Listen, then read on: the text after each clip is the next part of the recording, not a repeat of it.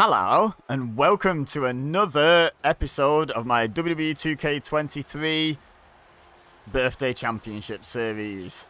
And today, it's the birthday of this man, Solo Sikoa. Everyone sing happy birthday to Solo Sikoa, right? I wouldn't. You know, like people don't, no one likes singing happy birthday and no one likes having it sung to them. I ain't singing to Solo Sikoa if he doesn't like it, because that's not going to end well for me, is it?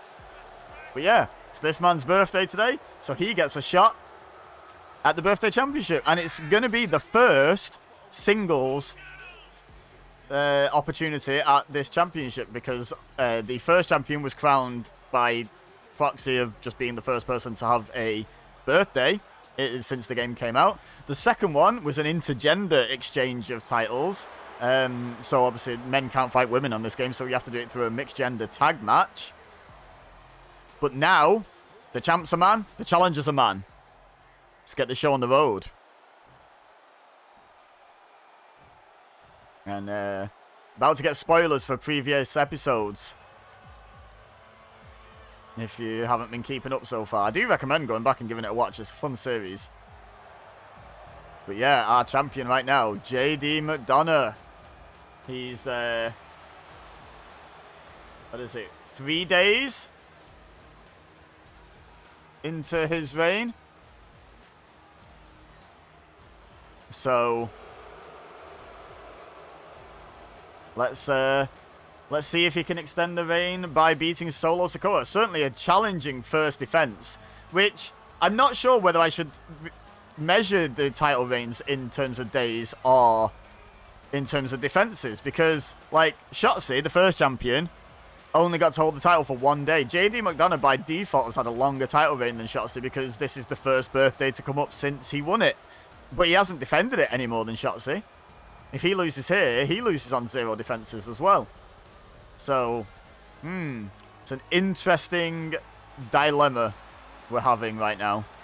Let me know in the comments what you think. How should we keep track of the tabs? Or maybe we do both, like I have been doing. Maybe we just do both. How's that for a suggestion? Anyway, let's get into this match, shall we?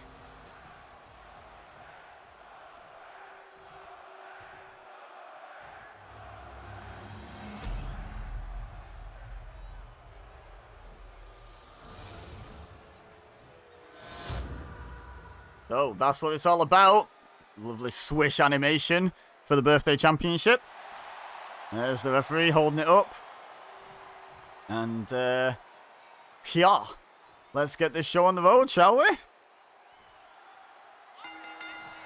Solo the challenger, JD the champion, and Sikoa off to a hot start, but McDonough gets out of the way.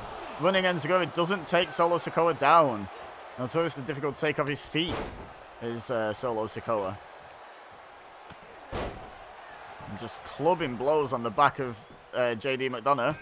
Gets a 1 count. It's going to take more than that. You might be tough, Solo, but it's going to take more than that to put away JD McDonough, let's be honest. But, yeah, we should talk about the arena. So, quite often, where there's an obvious choice, at least, the challenger, the birthday...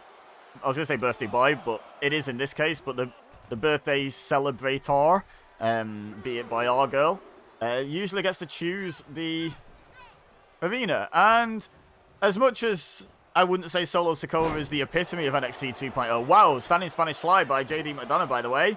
Gets a 2 count. Ooh. He did win his only championship in WWE so far on an episode of NXT 2.0. So I figured, you know, he won a title. He'd want to go for the same... Try and do it in the same arena, same location. Try and win another one. So that's what's going on. I was also debating SmackDown, just because he's more at home on SmackDown than JD McDonough is, but I went with NXT 2.0 in the end. Anyway, back to the action. Off the ropes. Oh, nice Samoan drop by Solo Sikoa. And he's looking good for this, for depriving JD McDonough, and depriving the series as a whole of a successful title defense yet. But JD not going to go down easily. He's gonna fight till he can't fight no more. Goes after the leg of Sikoa, trying to take away the base of that power gain. Oh, and then double knees to the face. That'll put anyone down. And as you saw, it did in fact put Solo Sikoa down. Now McDonough's got to capitalize on this while Sikoa is off his feet. Oh, look at these kicks to the face. Oh my god. He really is capitalizing. But look at Sikoa, how quickly he's dragging himself up using the ropes in the corner.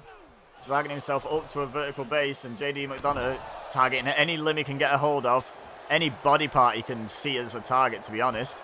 Oh, but look at that. Sikoa fires out the corner. Explodes out the corner with that spear. Oh, but McDonough not done yet. He's had the upper hand for the last minute or two. And he's trying to maintain that. But Sikoa trying to prevent him from doing such a thing. Oh, that's twice he's gone for that headbutt and Sikoa's blocked it. I'm not sure how smart it is trying to headbutt Solo Sikoa. Imagine he's got quite the hard head. Snake eyes for JD McDonough there. Well, for Solo Sikoa on JD McDonough. And look at this combination. And there's that hard head I was talking about. Headbutt into the shoulder. And one to the back of the shoulder socket as well. And now just punching JD McDonough right in the head. Like, you sure you want to use this as a weapon? I'm going to weaken it up for you. Oh, nice roll through by McDonough and double foot stomp on the outside. Remember, normal champions advantage rules do apply. If this is a double count out, or if JD McDonough even loses by count out, he will retain the championship. I don't know whether that would be a popular decision or not, but it's how championships generally work in WWE, so we're making no exceptions here. Look at them fighting on the outside. McDonough actually is the one who takes the action back to the ring. Or maybe he's just happy to take a count-out loss here. Because he's in no rush to get back in the ring. He's playing around, walking around the outside. Solo says, if you don't come to me, I'll come to you. And McDonough thinks better of continuing the brawl on the outside. But does step into the clutches of Solo Sikoa and gets a front suplex for his troubles.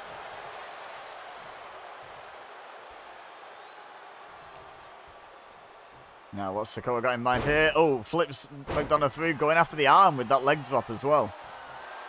Now goes for the pin. One. No, just a one count. Look at that look Sikoa just gave McDonough there. Like, how dare you? Just stay down. Look at that pop-up Samoan drop by Sikoa. Incredible stuff. And now McDonough struggling back to his feet. Uh-oh. Oh, we know what's coming now. He's going for the spike. No, McDonough breaks the grip and fights out of it. He knew that's it. Title reign over if he eats the Samoan Spike from Sikoa. But look at this. Now he's going to retain. No, Sikoa. And there's, I think, a similar look, but with a different meaning behind it from McDonough. That was incredulity, I think is the word. Went for the headbutt and Sikoa dodges it again. Springboard. No, Sikoa ducks underneath that attempt. Steps too close. McDonough overshoots it. Snap suplex. Wow, we've seen both men really go for some big hits here now. But who's going to come away with the victory? Oh, big splash. No. McDonough moves out the way of the Uso splash from Solo Sikoa. Wonder where he learned that one from. Now, McDonough going for it again. And he hits it. I should really learn what this move's called. If you retain here, McDonough, I'll learn what your move's called. 1, 2, 3, and he does. Okay, I am a man of my word. I'll learn what that move is called. JD McDonough makes the first successful defense of the birthday championship in this series. Congratulations, JD McDonough. And let's get him his championship, shall we? There it is. Leave a like if you enjoyed this video. Subscribe if you're new here. Share with your friends if you think they would enjoy. But for now, all I have left to say is thank you very much for watching. As always, I've been Ibeza, you've been amazing, and I'll see you next time.